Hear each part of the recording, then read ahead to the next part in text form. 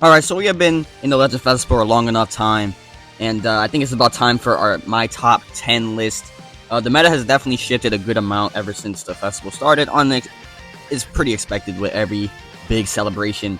But let's get right into it. Let's just get right into the honorable mentions here. And a big disclaimer for these honorable mention characters. I feel like these characters, first of all, can be interchanged with each other. There's no order here. And they also have a big case to be number 10 or 9 or 8. I think there's a gap in between the 8, the number 7 and going up. But I'm gonna have these honorable mentions, not really a big order here. I'm gonna have Ultra Super Saiyan Goku, UI Goku, Kid Goku, and Metal Cooler. Ultra Super Saiyan Goku with his plat is just unbelievable damage. You've probably seen it already or even tried him out because everybody has him. And then UI Goku, still very good at stalling. Just Gogeta. He'd probably still be in the top 10 if Gogeta didn't exist. Gogeta just would one card him. And then Kid Goku, he would be in the probably like around the top 5 if he had a good team because his equipment is locked on DB setups. So that's unfortunate for him. Metal Cooler did get a buff. In some circumstances, he could actually be worse now. But in some circumstances, he could be better. He did technically get better. He did get buffed. It's just, it has to do more so with his internal kit, It doesn't have to do with the stats or anything like that. But yeah, it's a quick rundown of my honorable mentions. And keep in mind, you can interchange a few of these spots with whoever you want. Alright, so at number 10, we have Super Saiyan 3 Goku. Super Saiyan 3 Goku, the value of his gauge, he has that revival damage dealing comeback, whatever it's called. I guess it's like, I don't even remember what it's called. But the GT team is still good. It's not the greatest team in the world anymore, obviously. It's definitely not a first run, especially for most players now. But it's still not like the team is bad at all. Ultra Vegeta is still very good, in a very good spot. There's no blue or anything like that for him. But this character, he has a lot of ways to get his vanishing gauge back. He does good damage. He tanks okay, I guess. It's just at this point his age is definitely showing. He's about, I think, about 3 or 4 months old now. Don't quote me on that. I might be wrong, but I'm pretty sure it's around that time, right? And yeah, he's just a straight up just good character. Like I said, he could be honorable mentions. I wouldn't really care. But yeah, that's Super Saiyan 3 Goku. Alright, so number 9 we have Ultra Full Power Frieza. At this point, his age is definitely starting to show. His damage has decreased a good amount. I mean, you can still pair him up with 13, get some more damage out of him, but at this point, you wouldn't really want to do that. Like, if you want to run Powerful Opponent, you probably would run the 2 Zamasus, right? Or even Janemba. So, I just think there's better options. There is still times where Frieza can be very annoying still. He's still very oppressive in a lot of situations, but his damage and his age is starting to show, and an Ultra Zamasu just takes a big toll on him. I don't like talking about this guy because I hate him, but yeah, it's number 9, Full Power Frieza. Alrighty, so at number 8, we have Future Gohan with his Zenkai. He's just a very good support, man. He's like 13, just not as cracked as 13, But, like, if you're missing 13, Future Gohan is the next best thing, and he's pretty accessible because he's kind of an old character. So some of you probably have him Zenkai'd up. So he's great on Future. There's a lot of, I've been seeing setups where it's 13, Gohan, and like a damage dealing character like Gogeta, for example. I probably actually I might do a video on that. Yeah, he has a decent disrupt. He destroys 2 cards when he comes in.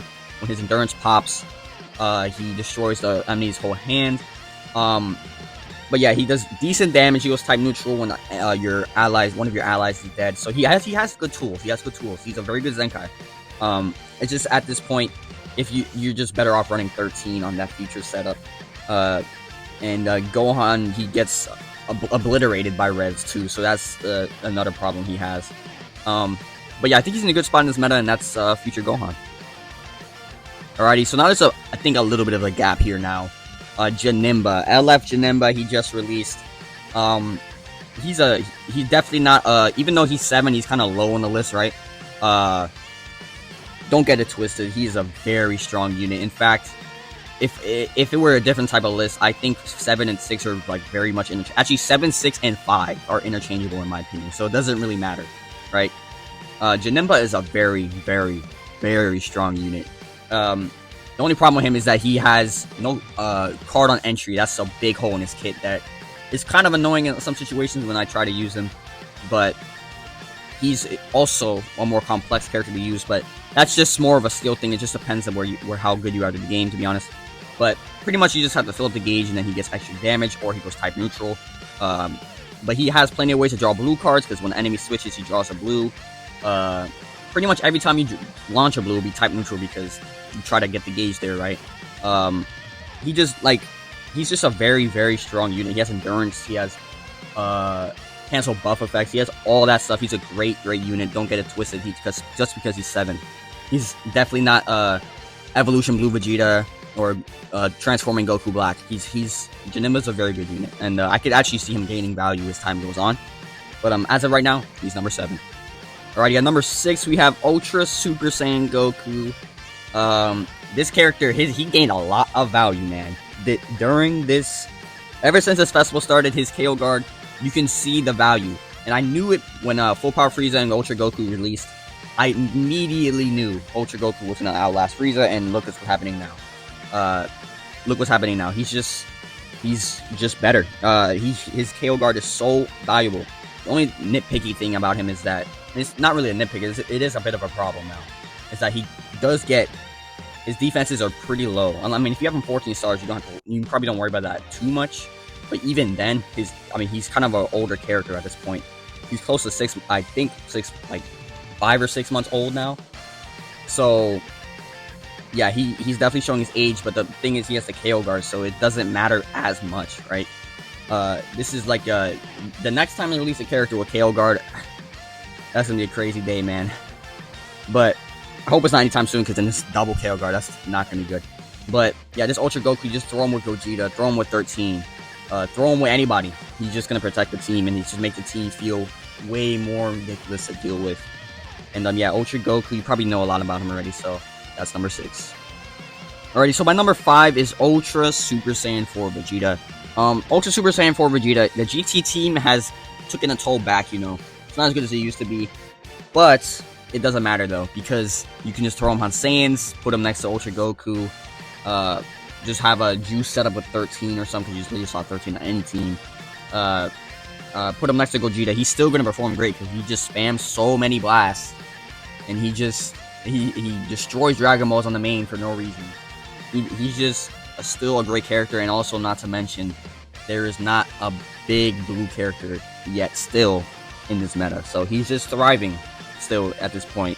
Ultra Vegeta, I feel like he's very underplayed, to be completely honest, and he's just a great character, great well-rounded character. It's a little bit of unnecessary stuff in his kit, but you know, he's still performing well. He doesn't need a GT team to be great, so and it's obviously showing that he's top 5 still at this point. And yeah, Ultra Vegeta, I mean, he's been a while now, so yeah, that's Ultra Vegeta at 5. Alright, so the top 4 for me are kind of interchangeable in a way, but I still think there's a little bit of a gap in my opinion, but I wouldn't be mad if we interchange the top 4. At number 4, we have Ultra Corrupted Zamasu. Ultra Corrupted Zamasu has his perks, like a ridiculous perks. He has a feint on the strike, annoying disrupt at half health. What does he do? The Rising Rush and ultimate counters. The revive on death with paralysis. Like, it's just he's such a dumb character. And also he has a lot of value still because Gogeta is green, so he can has instances where he can just one-shot Gogeta. I feel like that's more of something that's very situational though. So because the disrupt on before fusing is good enough to where him hating them actually kind of helps them in a way, you know. But if he draws on the blue, you have to switch because you're gonna die. Because Ultra Zamasu's damage is crazy. Great unit. He can be ran on. The most notable team is obviously 13 LF Zamasu and Ultra Zamasu. That team is probably even contention still for being the best team in the game even now. I don't think it is, but I think it's still very close to it. Yeah, you could definitely make a case for it being the best team. I wouldn't be mad at that. But yeah, Ultra Zamasu with his shenanigans, that's number 4. Alright, so at number 3, we have LF Red Zamasu. I was going back and forth with 3 and 2. I really could not figure out which one I wanted to put. That was like debating it like crazy. But I decided LF Zamasu because I think LF Zamasu is just... he's still a crazy character. His gauge going both ways is ridiculous. They gave him that unique equipment, did him so much justice. Gave him cover no entry and all this other stuff he needed to be good. All the stuff he should have had before, but now he has it now. So he does literally everything. He heals up all the way on his main. The green card heals him all the way. The health restoration is ridiculous. And he has not to mention, he puts health restoration debuffs on you too, so you just can't heal. He's a crazy character. Yeah, man, he does everything for literally no reason. But yeah, he's number 3. That's LF Zamasu. Alright, at number 2, we have Android 13. This character is so crazy. I did recently pull him off that bait banner. I do suggest that none of you summon. I just got baited so hard. I got lucky. I did pull him. But 13, man. I think, believe it or not, he might outage the entire Legend Festival, and I'm not even exaggerating either. His value is through the roof. When you fill up the gauge, you give your team a full hand. You give them extra damage. You can remove paralysis when you switch out of him to another ally. He has a revive. He just he has a good evolution gauge, unlike Evolution Blue Vegeta. He has a crazy disrupt as well. It's just he has and also I forgot the blast seal too. He's doing so much, and his support is so ridiculous. You slap him any team, he provides support, and you don't even have to worry about Zenkai buffing him because you don't need damage from him. That's not his role, right? But he's too good in this game, man. He's just ridiculous. He's MVP 17. I feel like, but on crack at this point. I really do think he might outlast his entire festival, even going into the anniversary. Not outlast the anniversary, but he might last up to that point because he's just so valuable to every single team possible. 13, he's him, man. Alrighty, so at number 1, we have Fusing Gogeta. This character is dumb, especially next to 13.